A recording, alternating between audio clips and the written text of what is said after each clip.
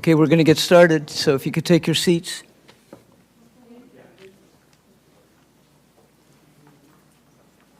And there are seats in the front, too, if you want to fill this in a bit.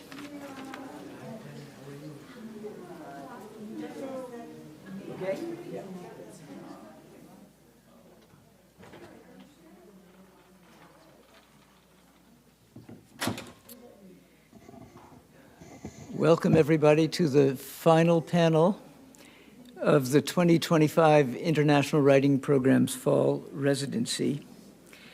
It's an honor to be here on behalf of the International Writing Program, and this gives me a chance to thank the writers from all over the world who took the courageous step to leave their lives behind for 11 weeks here in the U.S.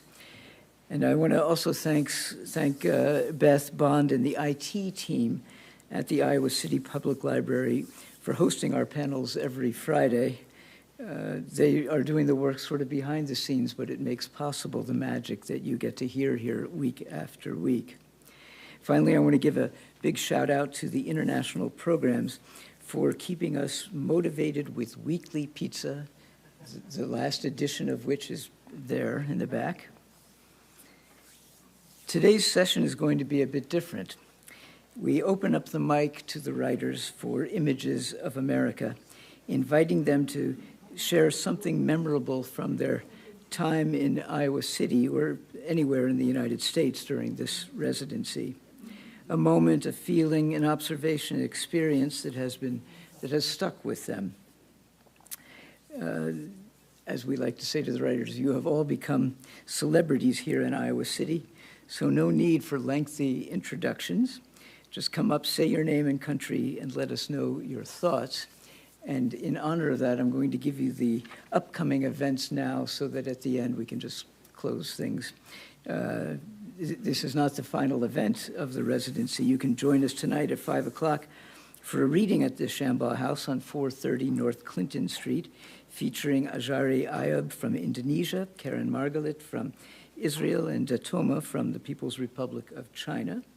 On Sunday at 4 p.m., we will have our final Prairie Lights Sunday reading of the season with Roxana Crisologo Correa from Peru and Finland, Grigor Shashikan from Armenia, and Warren C. Longmire, an MFA candidate in poetry. Our last public event will be our UI dance collaboration on Saturday, October 25th at 8 o'clock in Space Place Theater in North Hall. In this event, Iowa dancers perform interpretations of selected works by IWP writers and residents. And with that, I welcome the writers to come up. There's no order. It's entirely as the spirit moves you. Thank you.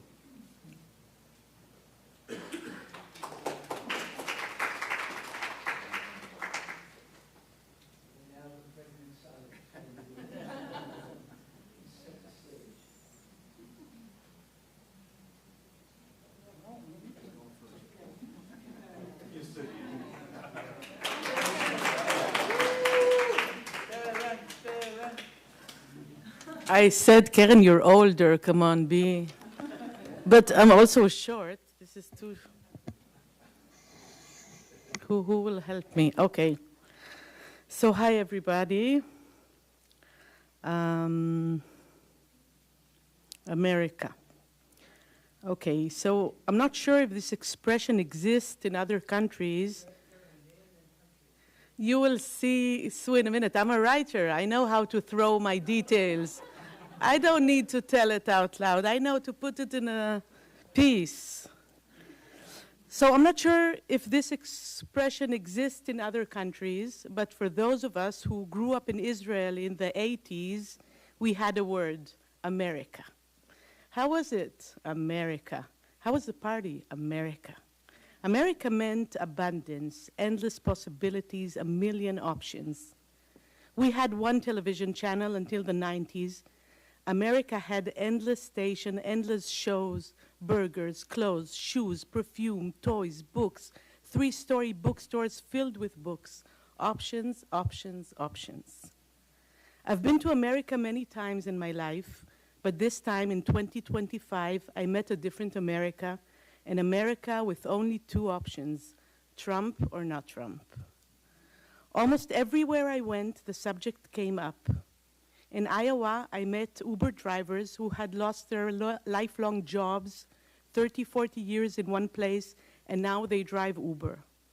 In Boston, I met an African-American taxi Uber driver who told me that America is one of the most racist countries in the world. He said that if the scandals tied to Trump had been tied to a man who wasn't white and rich, he'd have been thrown into the trash bin of history long ago. Maybe, he told me, there was only one president in his lifetime he truly respected, Jimmy Carter. I tried to defend America. I told him about our visit to New Orleans, to Whitney Plantation, and about the feeling that seized me in the souvenir shop at the end of the Unbearable tour. There was a rack of T-shirts, each printed with the number 1865, 18065, and I felt a sudden lift of spirit. America's finest hour, I thought, a civil war fought to end slavery, the willingness to turn against your own brother for something greater. But he wasn't impressed. Freedom from slavery isn't something you're giving, he said. It's something you take. I asked if he was an activist. He sounded like someone with a lot to say. He shook his head. Not anymore. I just don't care. America, like the rest of the world, feels sad now, divided. Like much of the world, some of its citizens have lost hope so deeply that they can no longer afford to care. So where did I find the old America, the one of endless possibilities? Here in this program that gave me the perfect conditions to sit and write. We got used to it. But every time I think about it, it still feels unbelievable to me and fills me with optimism that there are still people who believe that art and academia are values in themselves. The same America that allowed me to come all the way from Israel and meet an Israeli friend I never met before, Roy. Thank you, Roy, for the abundance of playfulness, for letting us, both of us, be young students again, talking from morning till night about art, reading plays, analyzing characters, inventing new ones, shooting small films where new characters arrive in America, visit Tennessee Williams House, the Mississippi River, and James Theater, and the Capitol building. We created new worlds together. We cried over the bleeding Middle East, and we cried again when the war ended. Now we hope together that it will last and the suffering will finally end for all sides. This opportunity, I believe, could only have happened in America. It is still the land of possibilities, made real by the beautiful, generous Iowa committee who gave us their hearts, and by the wonderful friends I met here. Some of you, I look now. Smart, funny, hypochondriac, God forbid, great taste, film-loving, unique, special. So how was it? America. Thank you.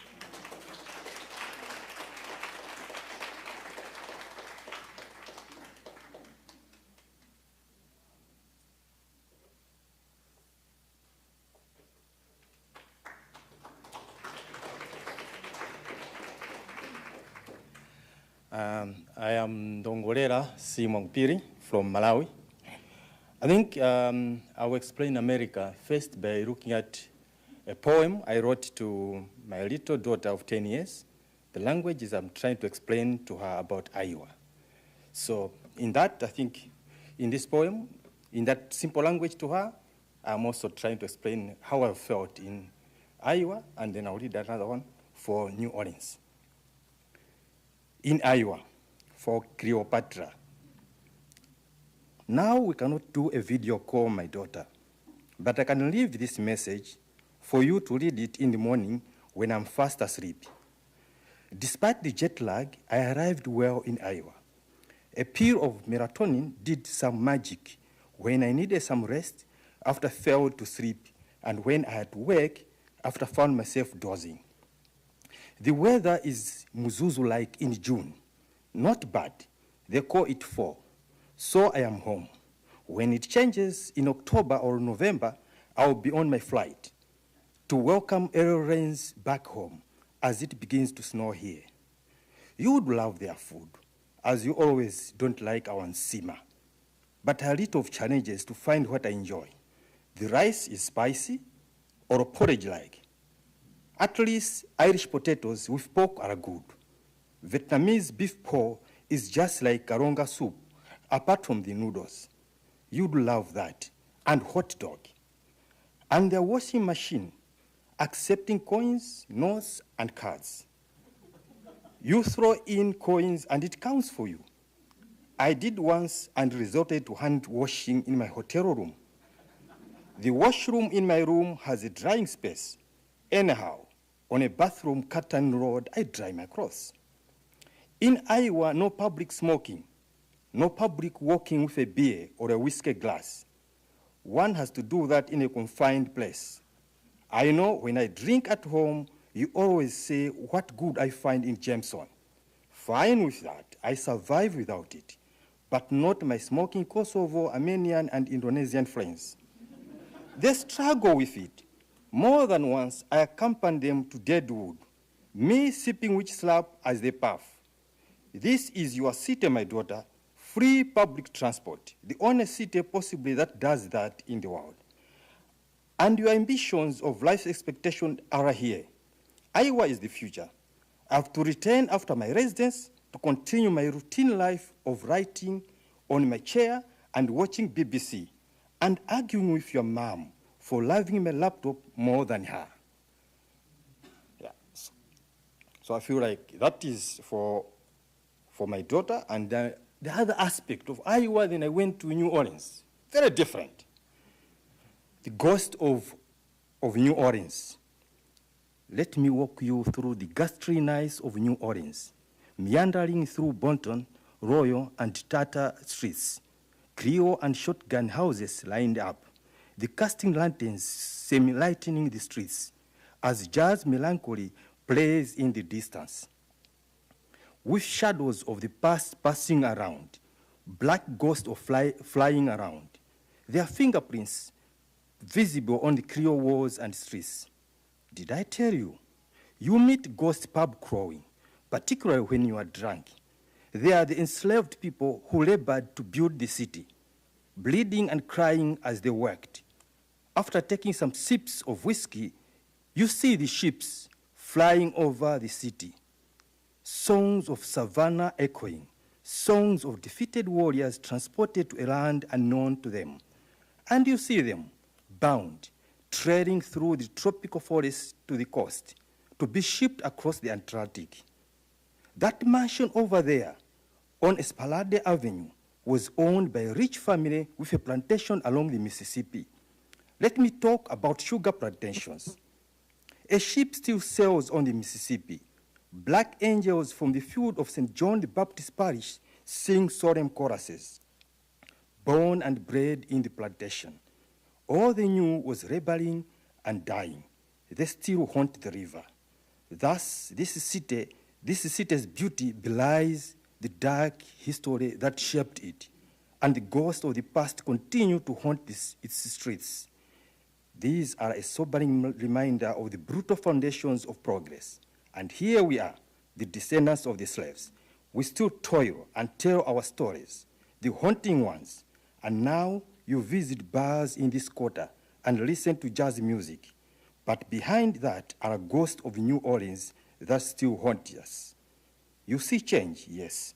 The place has changed, but the ghosts remain the same, haunting us. Any questions? If not, that's all for tonight's Haunted History Tour in the French Quarter. Thank you.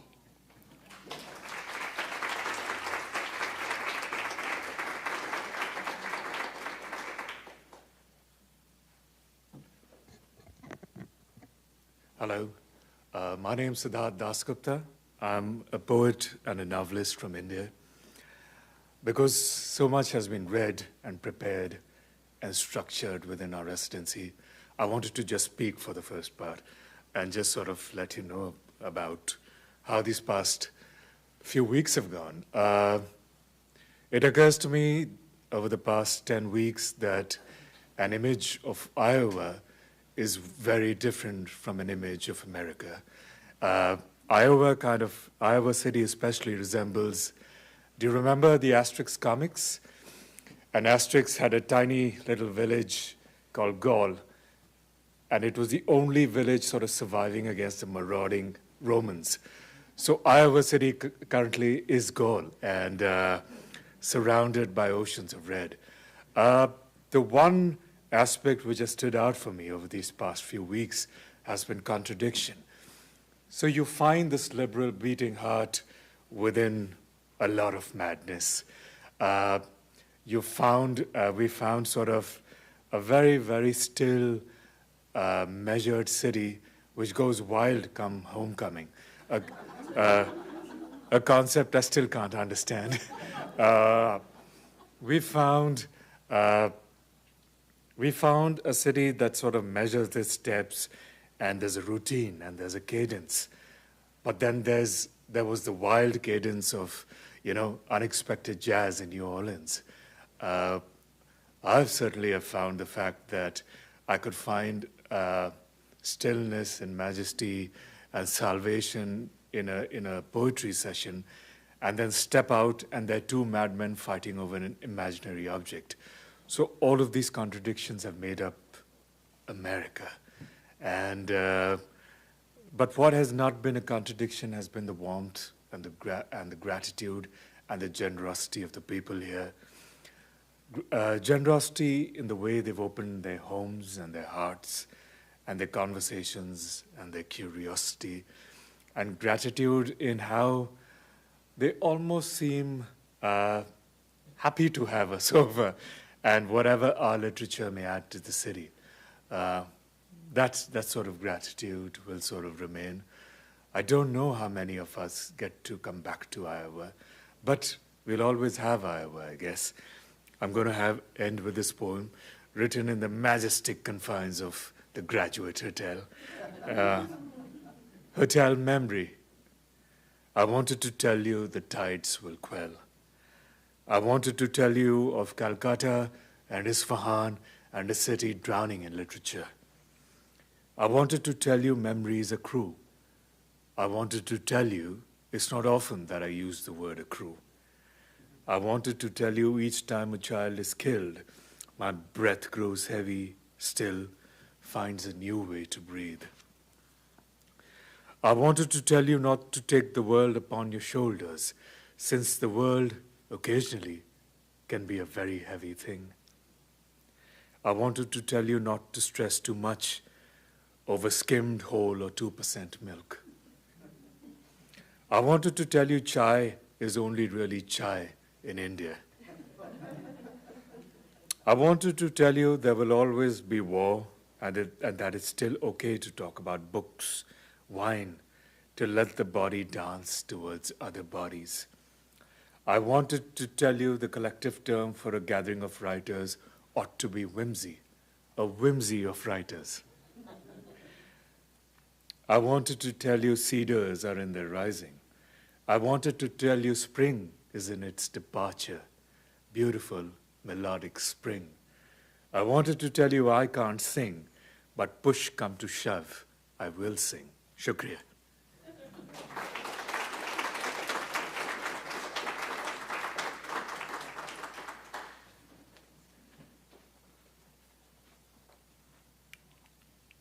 Hello, my name is Roxana Crisologo. I am from Peru, living in Finland, Peruvian Finnish. Some weeks ago, I witnessed a violent attack by an ICE federal agent against a young Colombian migrant worker of Bread Garden. I was truly moved by how people stepped in to help. The day after was organized a very big demonstration. I will always remember that demonstration because it reminds me that in United States, not America. I will never use America. It's United States, please. There are still very good values. Thanks for this. I want only to say, stop ICE, free Palestine.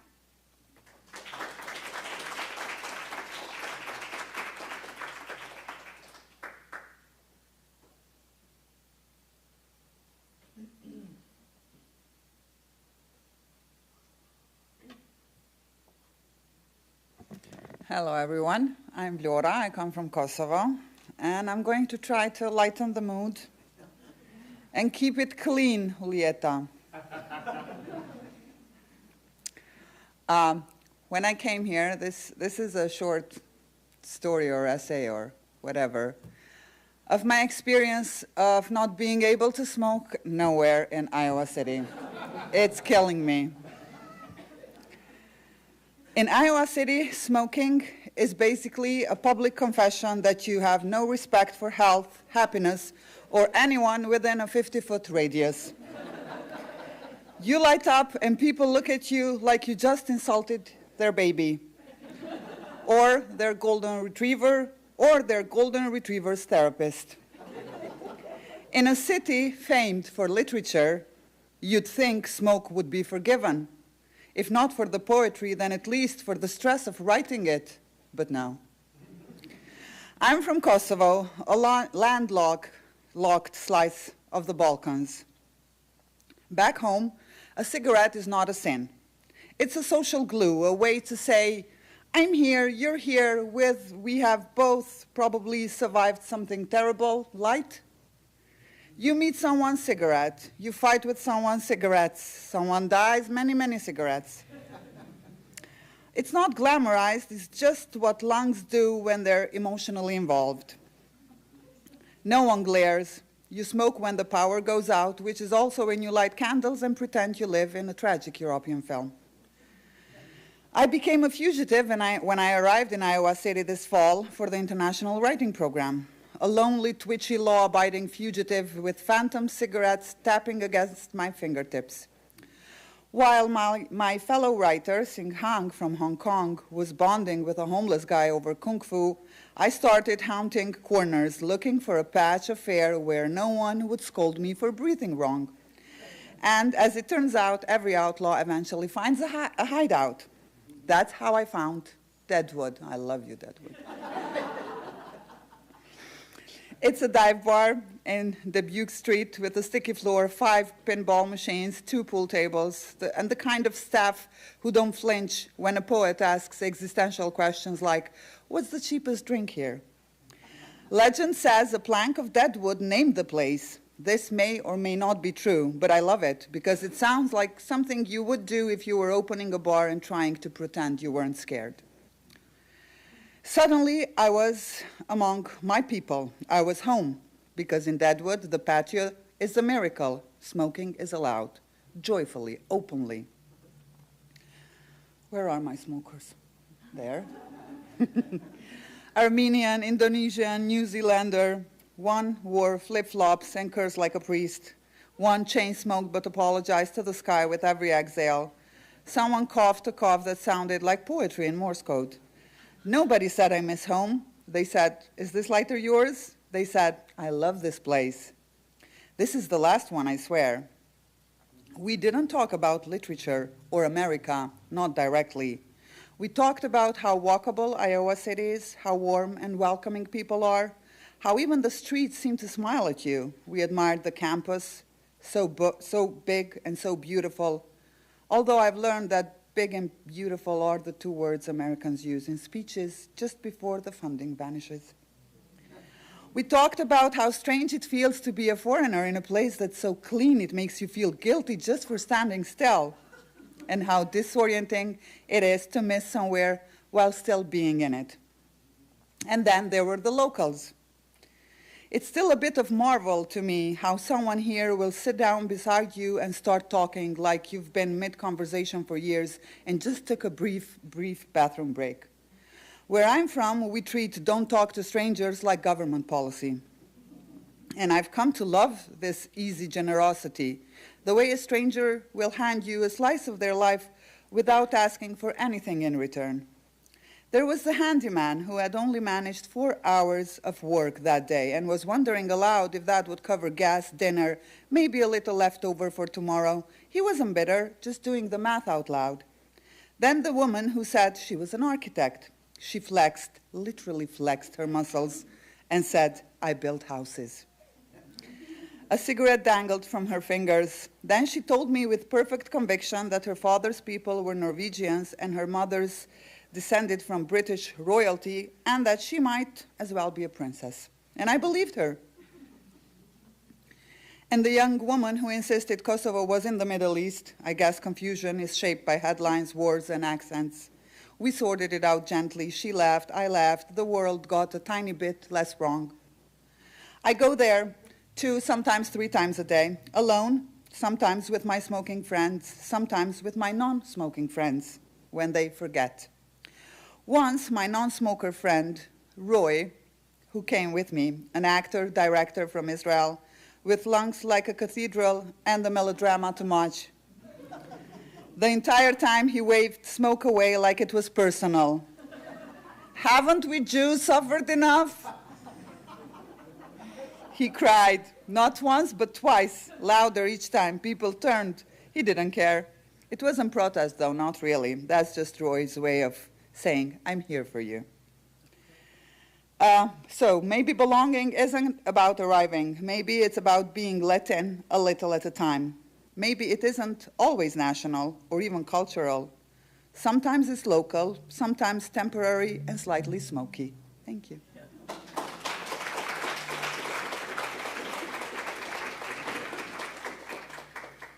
Hello, I am A.C. Liu from Taiwan.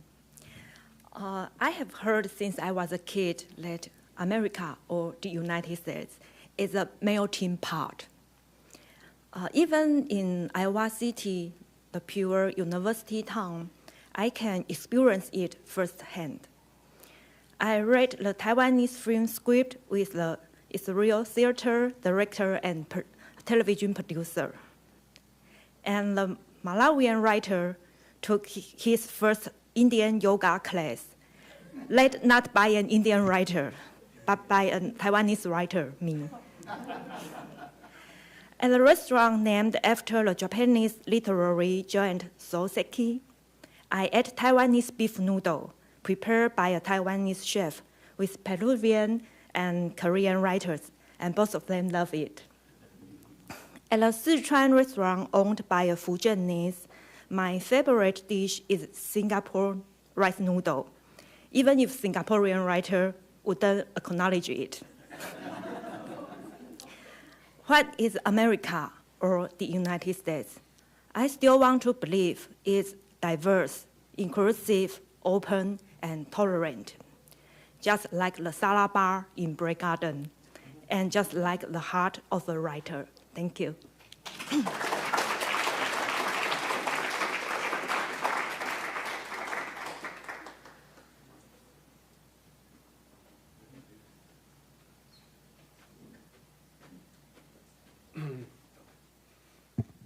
Hi, everybody. I'm Tomás Downey from Buenos Aires, Argentina. And I wrote a little something because I think better when I write.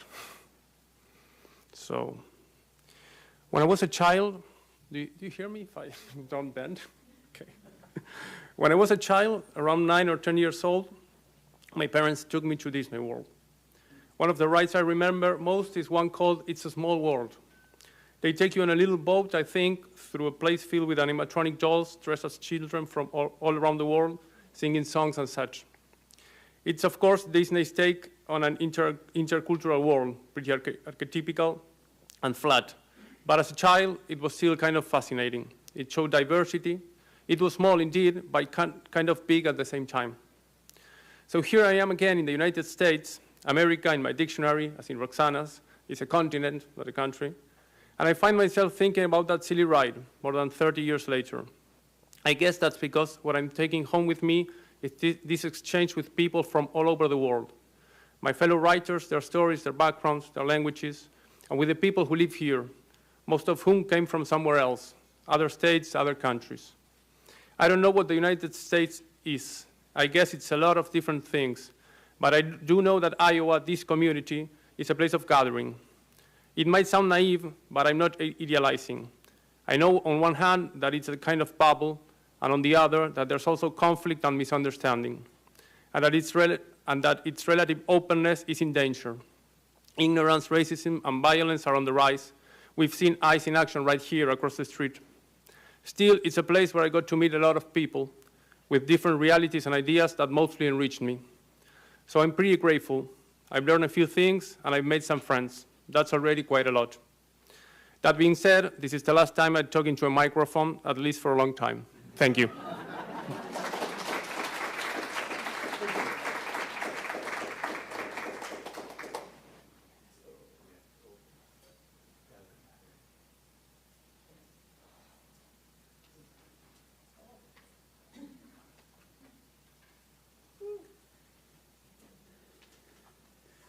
Hi, everyone.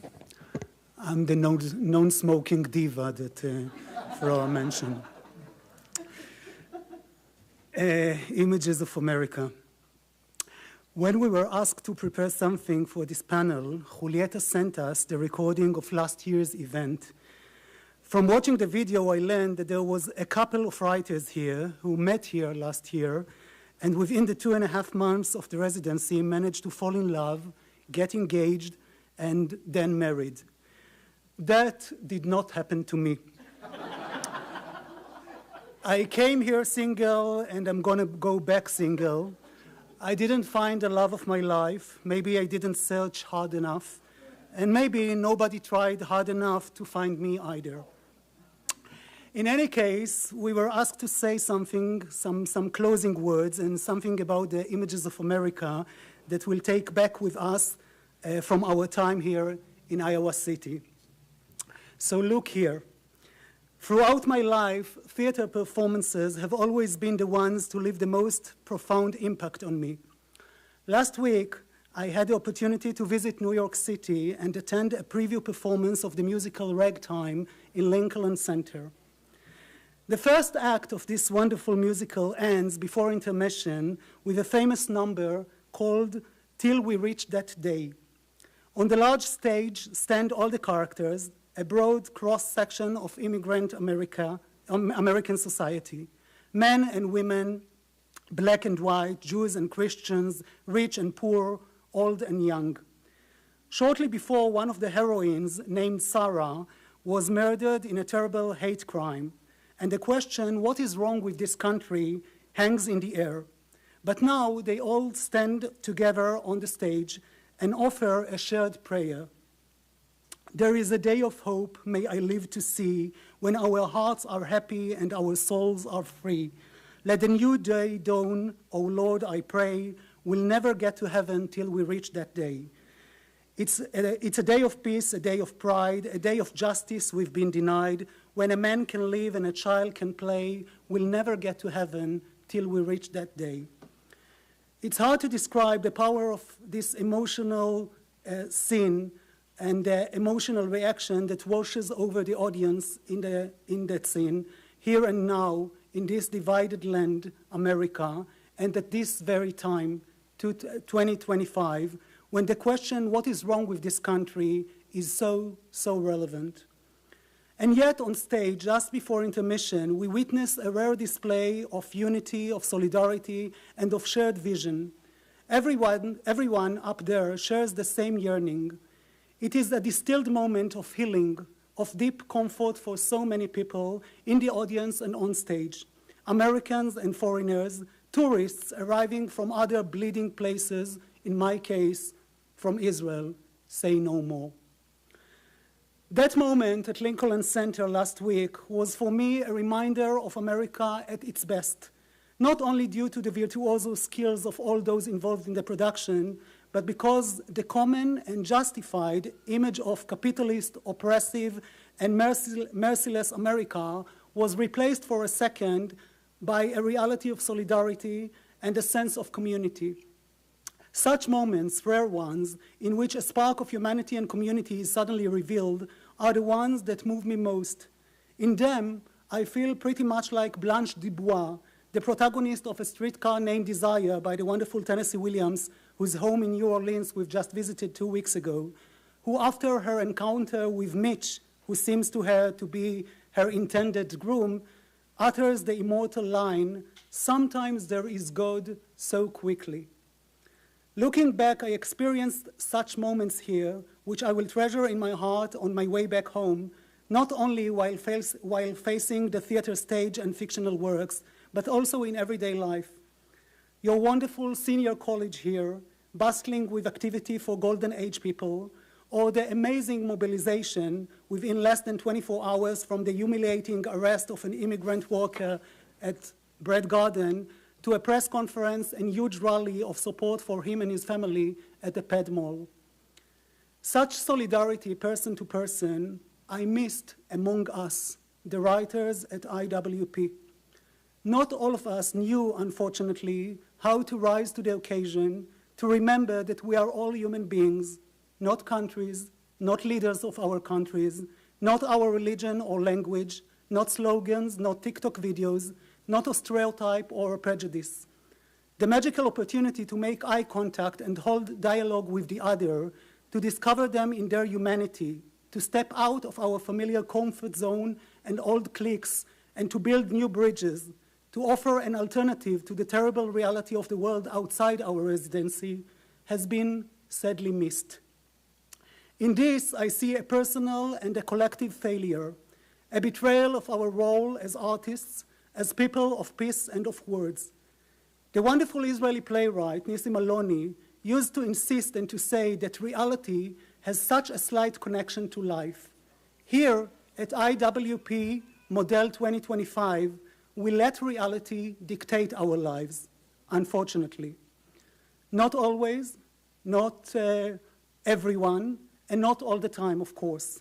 I'm grateful, for example, to Andra Schwarz from Germany for the text message she sent me last week on the second anniversary of the terrible massacre of October 7th. A small human gesture of sharing in grief. How right, how appropriate, how kind, how easy, actually. Like offering a glass of water to a thirsty person or helping an elderly woman cross the street. For this is the simple truth. Whoever chooses to boycott, to ignore, to look away, will not get anywhere, certainly not to heaven. Remember ragtime. We'll never get to heaven till we reach that day. Thanks to those of you who became dear friends during the last 9 weeks. Thank you all for the privilege of being here. God bless America. Goodbye, adios, ma'asalam, shalom.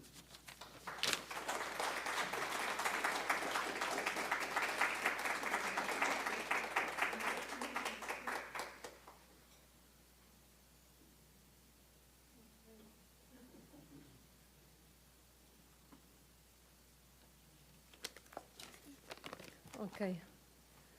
After Roy, this is very, very stupid, but it's okay. You are a dear friend. Okay, this is the thing that I'm going to say is not an image of America, it's not an image of United States, neither is it's just an image of Iowa City. A very specific visual image.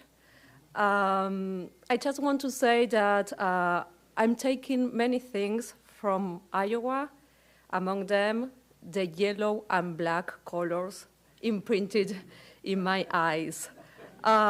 It's funny because in Buenos Aires, the city where I was born, I live in Spain, but I was born in Buenos Aires, taxis are black and yellow. And you know that taxis color is part of the identity of a city. So since childhood, I have had deeply ingrained the idea that you should never dress in black and yellow. Otherwise, people laugh at you and shout in the street, "You're a taxi, are you free?" Blah, blah. That was worst in childhood at school, you know. But after Iowa, at the very least, among many other gains, I'm going back home, although home is not Buenos Aires anymore for me, but I'm going back home with that trauma healed, I hope. Thank you.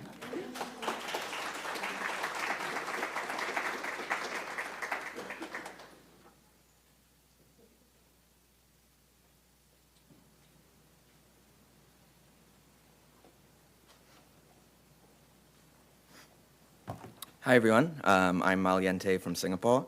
I'm just going to be reading a short piece I wrote yesterday. I'm eating lunch with my headphones on when the bellowing breaks through. 2 college boys, tall, wide, short shorts and big T-shirts tower over a woman holding a sign half her size. The sign says, Charlie Kirk was a racist who wanted to repeal the Civil Rights Act. The boys loom over her and taunt. He never said that. Get a life. You're a waste of space. And other expletives that I'll save the library money on. They whip their hands around as they yell. One of them takes out his phone to film the incident. They are still laughing as they bounce to class. They are emboldened by each other, growing louder and moving closer until she backs away. Within 5 minutes, she is talking to 3 other college students, and they talk with her about ICE and the Constitution and the rights they don't exercise enough. She reminds them of the coming protest, and she says, I'm one tough cookie. Those boys don't bother me. But it is a hot day, so I'm going home. She steps into the rays of sunlight and marches up the hill. I see her almost every 2 weeks, always with a different sign and with the same steely countenance.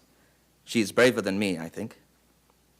I don't see those boys again, or I do every Thursday, Friday, and Saturday when the lines out the club spill across the Ped Mall.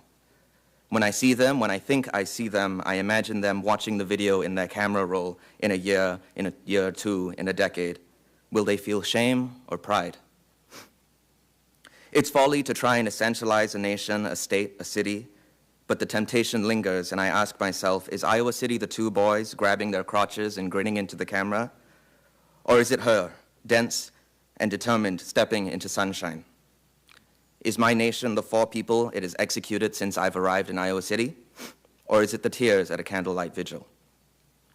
Maybe it is both, maybe it is neither, maybe it is all, maybe it is none. It is between and betwixt, and I am wrong in all ways except the ways I am not. Thank you.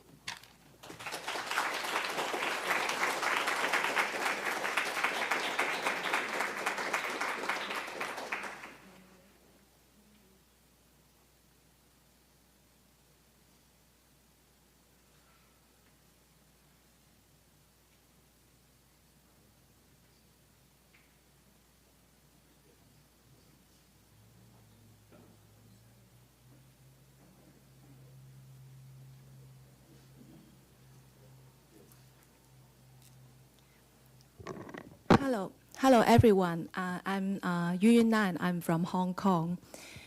And Priyanshia is okay. Mine is more stupid. My speech is more stupid. That's okay. Yes.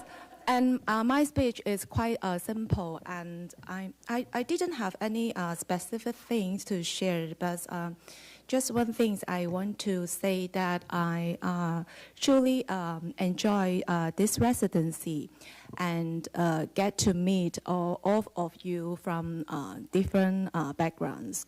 I think it is once in a lifetime experience to make friends with a lot of great writers.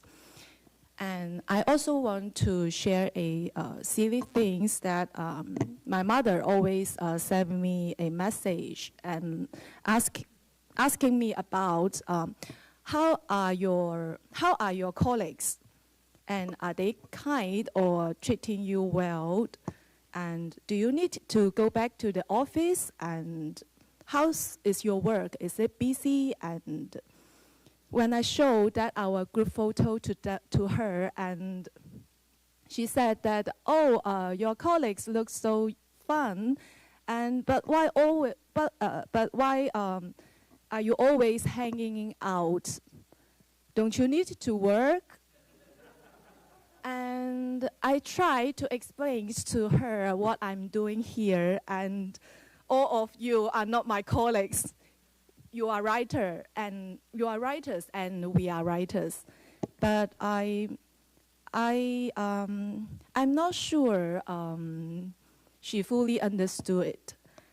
But I think it again 2 days, and I think maybe she is right in a way. Yes, we are. You are all my colleagues, and our work is to write as a writers, And the poems, the novel, and the writings are our salaries. And our office is at our hotel or Black Garden. And I think in this sense, I think Dongo is so rich and like a role model colleagues because he writes a lot every day. And at the same time, we are like colleagues, and as Karen said, we are also like classmates, like a student, because we are staying in a college city, Iowa, and also me and Agnes and Cheng Han, and we attend the Japanese literature class every week, and this is a Professor Kendo's class, and we really enjoy it. And it is really like we are going back to school period to pursue something quite, I think, I can say that it's quite romantic or idealist every day here. Because what we do is to write, read, and exchange ideas here. So we are colleagues, we are classmates, and also we are writing companions. I think we know each other well, what we are doing, right? Yes, thank you.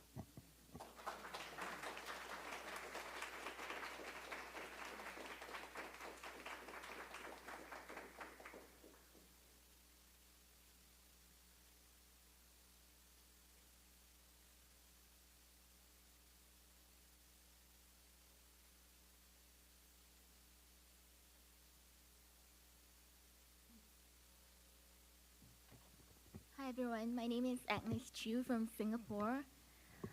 First, I would like to thank the entire IWP team for your warm and incredible support, and also to everyone we have met here who have shown us such kindness and generosity. I really, really appreciate it. I remember telling Julieta during my first week in Iowa City that I was already feeling a premature sorrow at the prospect of having to eventually leave.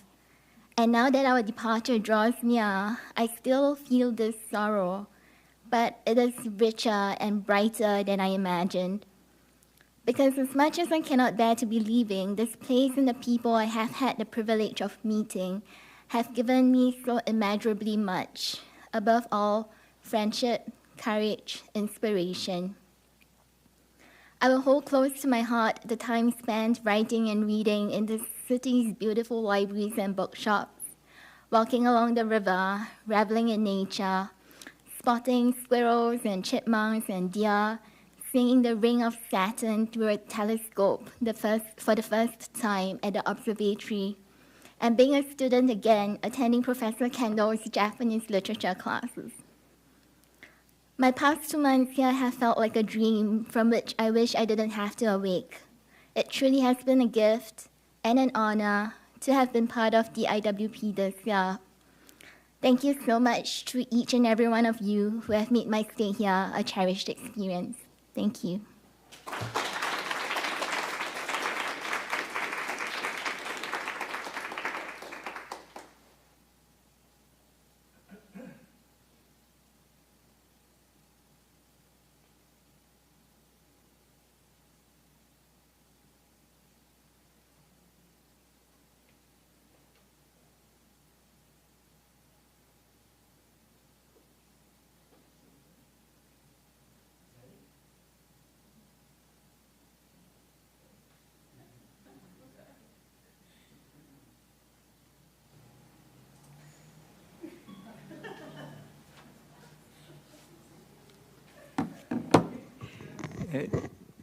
Oh, Gigi, you're going to go? Go. All right.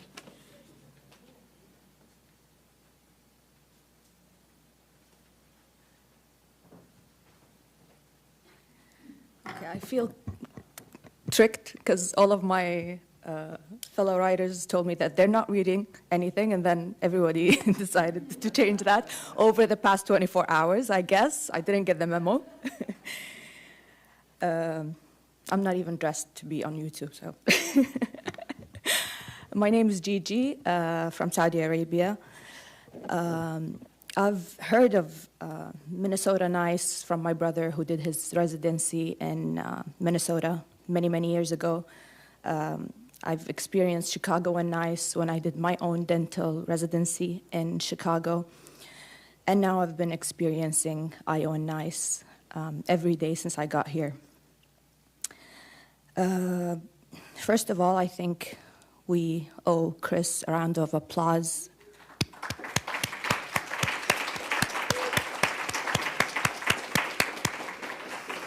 He is an image of America that we will all remember, and we will all be proud to have been residents in your last year of being the program director.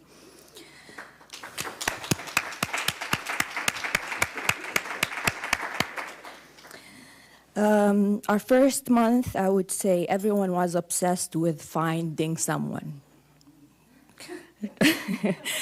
People came with an agenda. We will either find someone, we'll find who found someone. People were dying to have couples, love stories, triangles, and everything. I have to say that I enjoyed being the emergency contact and the consultant for any emergencies, medical emergencies for the program. I think I've rubbed backs with ointments. I've given all sorts of pills, legal, over the counter. I've given inhalers. I've been shopping at CVS and Target more than shopping for anything else. So that was a nice bonding experience with my fellows. I will miss this city. I will miss this library where I spent so many hours and so many days. I'll miss the pedestrian mall that my room looks at and all the activities that have been happening every day since we got here. I really expected this to be a very quiet, local, small town. It's seized my expectations and surprised me in the most beautiful way. I'll miss Shamba House a lot. It was our safe haven, and you never know who you're gonna see that day there, but there's always someone, besides, of course, Monique and Julieta and Lindsay and Chris. I'll miss the familiar faces that always appear within the audience because they love literature and they love the IWP so much and they're always there to support. And of course, I'll miss my friends from all over the world, my fellow writers. We've spent highs and lows together, and we started not knowing who's going to click with who's going to be close to who. And by the end of the program, I think we've all shared memories that we will always cherish. Thank you.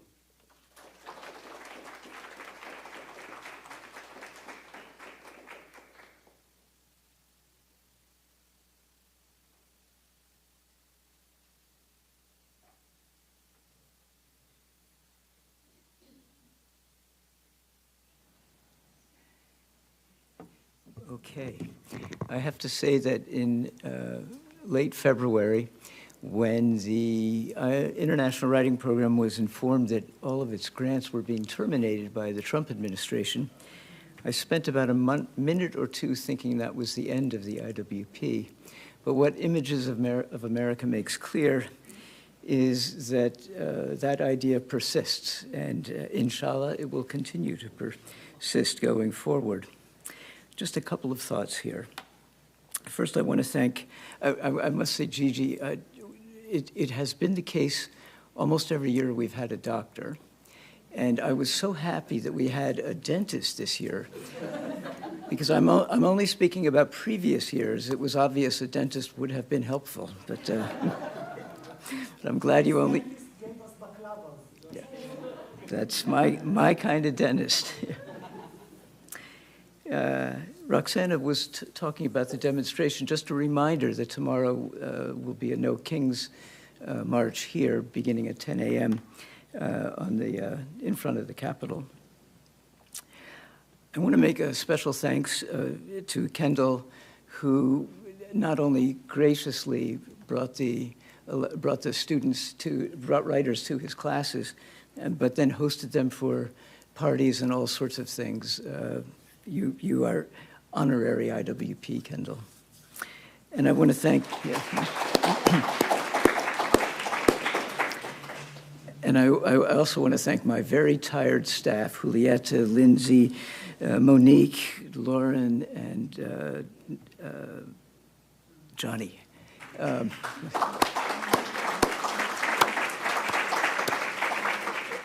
Ordinarily, we have a staff of roughly twice that size with drivers and all kinds of things. And throughout the course of the writer's stay, they have performed in an exemplary fashion, picking up all sorts of new skills along the way in order to make what we viewed as a makeshift residency exactly as it's supposed to be. I wanted to say that at the beginning of the residency, I invoked Alexis de Tocqueville's On Democracy as the beginning of a tradition of writers coming from abroad and acutely understanding what we are as what Americans are as a people. And what I heard this afternoon makes clear that that tradition remains vibrant, and I'm grateful to all of you writers for the comments that you made and for the care you took in writing them up. I have to say, in the beginning of Images of America, nobody wrote anything. And then over the years, one or two would write, and more would write. And this year we had so many who wrote. I love it when it's written, and I love it when it's informal. Vlora's argument, I wish I'd had that no smoking, the smoking argument 12 years ago when I battled in vain to preserve a space for the writers to smoke, which it was against my idea of what should happen, but I argued strenuously, and if I had had Vlora's argument, I might have bought us another year, but not till 2025. And finally, I love Siddhartha's idea of a whimsy of writers. What a great way to think about this cohort, and really every other cohort. I love that whimsy. I do have to say, though, Siddhartha, about the question of chai. I have a miniature American Eskimo named Chai, and she's very happy in Santa Fe right now, and I hope that persists for a long time, and she is the real Chai. Thank you all.